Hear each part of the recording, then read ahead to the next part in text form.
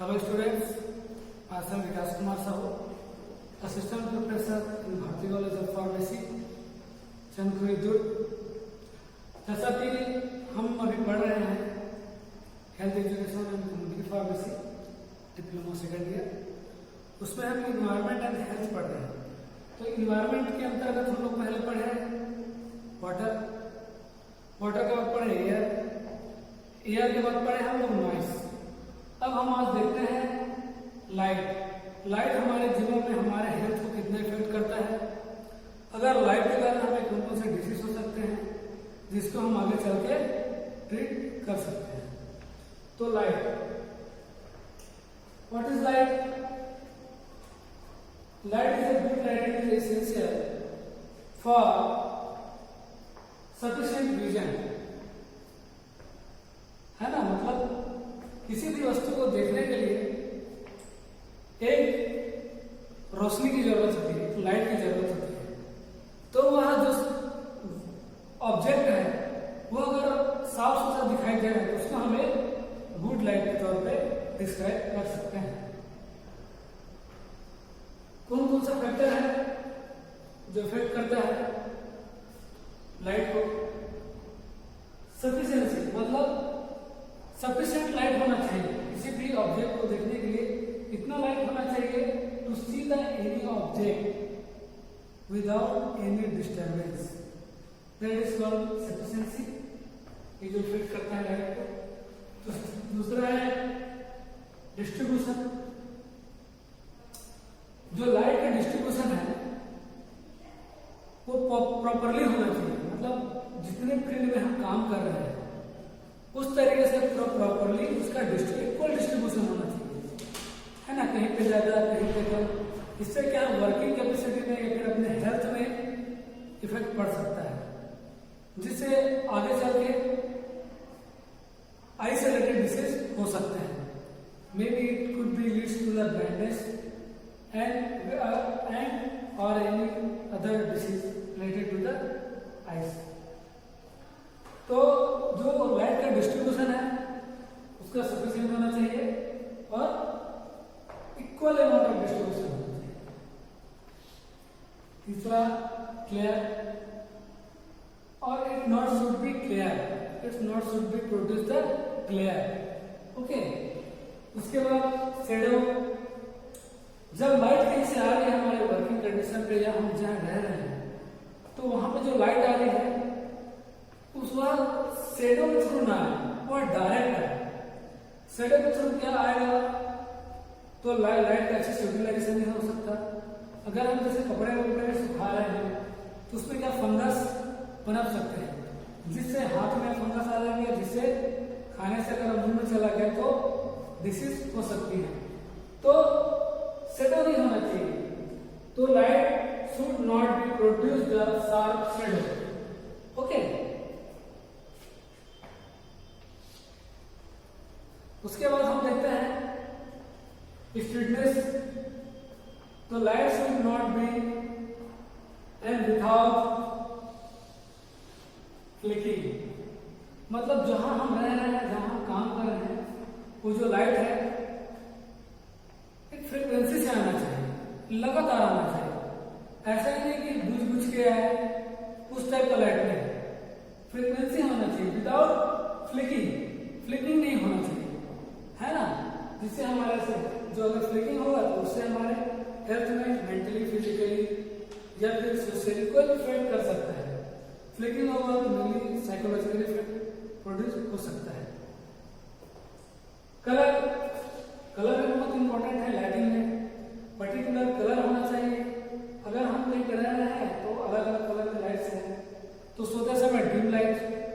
अगर हम कोई काम कर रहे हैं तो नॉर्मल लाइट, जो कि हमारा ऑब्जेक्टिव को आइडेंटिफाई कर सके, उस हिसाब से उस कलर का नॉर्मल लाइट होना चाहिए। तो यहाँ पे हम देख लिए गुड लाइट और उसके फैक्टर अफेक्टिव जो उसको इफेक्ट करते हैं, और जो फैक्टर्स है वो हमारे हेल्थ को इफेक्ट करता है। तो उससे रिलेटेड विभिन्न प्रकार के डिसीज हो सकते हैं। अब देखते हैं जो day best utilisation of the daylight. मतलब जो दिन में सूर्य का प्रकाश आता है हमारे, तो उसको हम किस तरीके से अच्छे से यूटिलाइजेशन कर सकें, जिससे हमें प्रॉपर वर्किंग करने में हमें साइकोलॉजिकल प्रॉब्लम ना हो, फिजिकल प्रॉब्लम ना हो, मेंटल प्रॉब्लम ना हो। सबसे पहले देखते हैं ओरिएंटेशन ऑफ बिल्डिंग। जो हमारे घर का जो फॉर्मेशन है, जो बिल्डिंग बनाया जा रहा है, वह बहुत मुख्य भूमिका निभाता है लाइट में। तो यह ध्यान रखेंगे कि जो बिल्डिंग का जो फेस है वो नॉर्थ से साउथ होना चाहिए। नॉर्थ से अगर साउथ होगा या साउथ से नॉर्थ होगा तो सूर्य जो है ईस्ट से सनराइज होता है और वेस्ट में सनसेट होता है। तो अगर हमारा घर का जो फेस है वो नॉर्थ या साउथ हुआ है ना, तो उससे क्या properly continuously morning to evening sunlight induct करेगा, है ना। तो उस हिसाब से ओरिएंटेशन ऑफ द बिल्डिंग, उस हिसाब से हम अपने घर को बनाएंगे। उसके बाद देखते हैं रिमूवल ऑफ ऑब्स्ट्रक्शन। अगर हम जो घर बना रहे हैं, जहाँ पे वर्किंग कंडीशन है, जहाँ काम कर रहे हैं, जहाँ पे लाइट आ रहा है लेकिन ऑब्स्ट्रक्ट हो गया है, पर्टिकुलर लाइट नहीं पड़ रहा है, लाइट हमें जितना आवश्यकता है उतना नहीं मिल रहा है due to the some certain obstruction, तो ऑब्स्ट्रक्शन नहीं होना चाहिए। तो जो भी ऑब्स्ट्रक्शन है उसको हम रिमूव करेंगे। जैसे घर में पर्दे हैं, है ना, और कोई भी चीज है, कूलर है, बालकनी में कुछ और अदर सामान रखा हुआ है, या फिर पेड़ है ना, झाड़ियां हैं, तो ऑब्स्ट्रक्शन नहीं होना चाहिए। उसके बाद देखते हैं विंडो। जो हम ओरिएंटेशन कर रहे हैं बिल्डिंग का, है ना, ओरिएंटेशन कर रहे हैं बिल्डिंग का, तो जो खिड़की है, विंडो और जो दरवाजा है वो किस दिशा में बना है, ताकि हमें पर्टिकुलर लाइट हमारे घर में इंटर कर सके और हमें आर्टिफिशियल लाइट की जरूरत ना पड़े।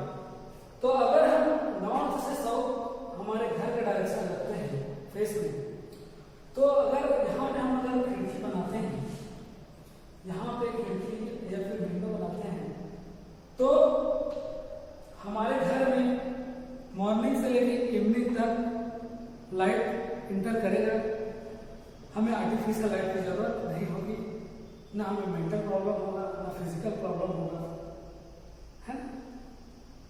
तो विंडो और डोर को इस तरीके से बनवाना है ताकि पर्टिकुलर लाइट इंटर कर सके। उसके बाद देखते हैं इंटीरियर एंड। अब हम रूम के अंदर हैं, रूम के अंदर चलो हम घर अच्छे बना लेंगे, नॉर्थ से साउथ बना लेंगे, खिड़की भी हम रख लिए as per the condition, but हमारे रूम का जो इंटीरियर है, जो हम इंटीरियर डेकोरेशन किए हैं, जैसे कूलर है, पर्दे लगाए हैं, या कोई ऑब्स्ट्रक्शन की अलमारी डालते हैं खिड़की के सामने, वह नहीं आना चाहिए। तो जो इंटीरियर होगा उसको भी प्रॉपर अच्छे से करना है। खिड़की के आसपास नहीं होना चाहिए, खिड़की खुला हो, वेंटिलेशन होना चाहिए, हवा आनी चाहिए और लाइट आनी चाहिए। तो ये है best utilisation of the daylight.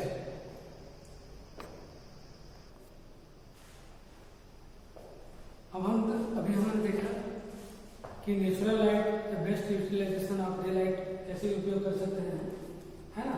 अब इसके बाद हम देखते हैं कि जो आर्टिफिशियल इल्यूमिनेशन है, आर्टिफिशियल जो लाइट्स होते हैं, जैसे लैंप से होता है ना, घर में जैसे गांव में चिमनी जलाते हैं, है ना, और लाइट्स हैं, ट्यूब लाइट्स हैं, है ना, एलईडी लाइट्स हैं, और बहुत सारे लाइट्स हैं जो आर्टिफिशियल, उसी को आर्टिफिशियल इल्यूमिनेशन कहा गया है, जिसमें हम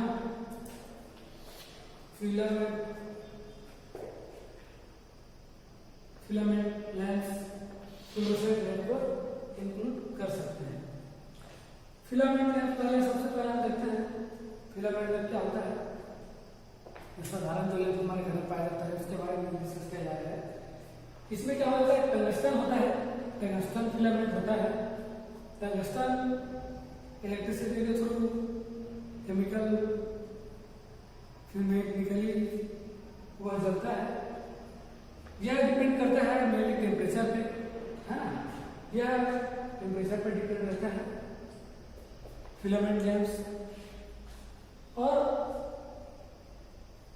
ये डस्ट और जो शेडो होता है वो इफेक्ट करता है फिलामेंट लैंप को, जिससे कारण उसकी रोशनी कम हो जाती है ना, और शेडो बन जाता है। तो फिलामेंट लैंप जो नॉर्मल लैंप जो घर में यूज किया जाता है उसके बारे में डिस्कस किया गया है ना। दूसरे फ्लोरोसेंट लैंप के बारे में देखते हैं। फ्लोरोसेंट जो है फ्लोरोसेंट लैंप कहा जाता है क्योंकि वे ग्लास का होता है और उसमें मर्क्यूरी वेपर्स डले होते हैं, जिसके कारण पर्टिकुलर एरिया में वॉट के हिसाब से उसका जो लाइट है वो कम ज्यादा होता है ना। फ्लोरोसेंस लैंप में फ्लोरोसेंस केमिकल का यूज किया जाता है जिससे वह रिजाइज होके लाइट को फैलाता है। यह गर्म नहीं होता, यह टेम्परेचर पे इफेक्ट नहीं करता, जैसे हमारे घर में जो ट्यूबलाइट यूज किया जाता है जो ट्यूबलाइट यूज किया जाता है इस तरीके से होता है। एक ग्लास ट्यूब है और इसमें छोटे छोटे मर्क्यूरी वेपर्स है, जिसके कारण यहाँ से हम अगर इलेक्ट्रिसिटी प्रोवाइड करते हैं तो फिर यह क्या करता है, एक्टिवेट हो जाता है और यह अधिक से अधिक लाइट प्रोवाइड करता है। फ्लोरोसेंट केमिकल्स यूज किया जाता है, इसमें टेम्परेचर में कोई प्रभाव नहीं पड़ता, या गर्म नहीं होता है, ठंडा रहता है, एफिशिएंट रहता है, जितना जरूरत है उतना हिसाब से हमें जरूरत पड़ सकता है ना, और काफी रहता है। और सबसे बड़ी बात है इकोनॉमिकल रहता है, सस्ता रहता है, सस्ता सुंदर टिकाऊ, है ना। तो सबसे बेस्ट है हमारे लिए फ्लोरोसेंट लैंप।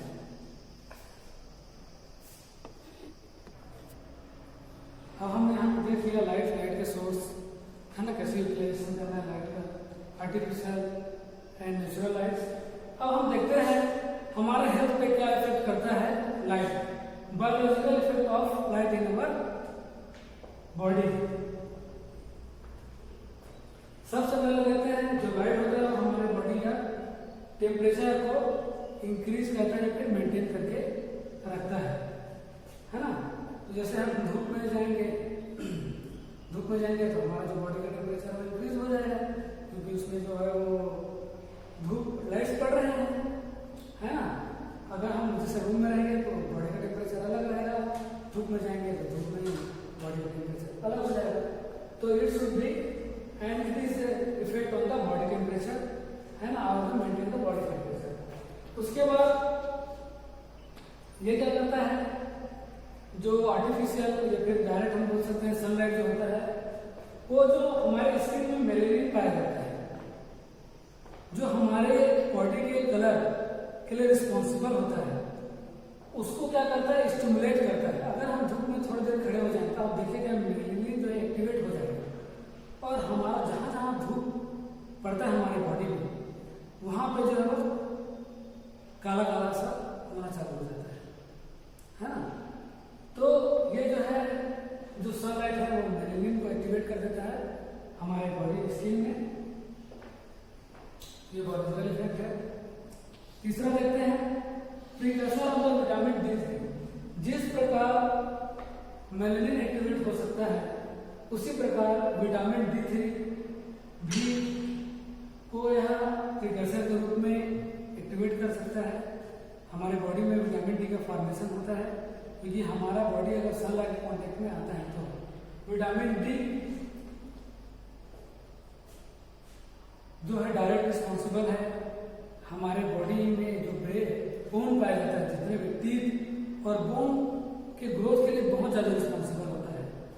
विटामिन डी 2 प्रकार का पाया जाता है, vitamin D3, vitamin D2, vitamin D3, vitamin D3 cholecalciferol, vitamin D2 calciferol, which is the responsible for build our bone और टीथ।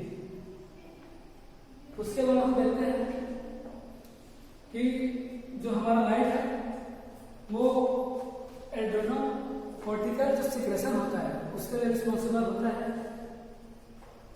उसके बाद देखते हैं इनविट्रो डिग्रेडेशन ऑफ बिलीरुबिन। जो बिलीरुबिन होता है वह इनविट्रो उसका जो डिग्रेडेशन होता है उसमें भी यह मुख्य भूमिका निभाता है। सो स्टूडेंट्स, आज हमने कंप्लीट किया लाइट्स। तो इससे रिलेटेड अगर कुछ भी आपको डाउट्स हैं तो आप कमेंट बॉक्स पे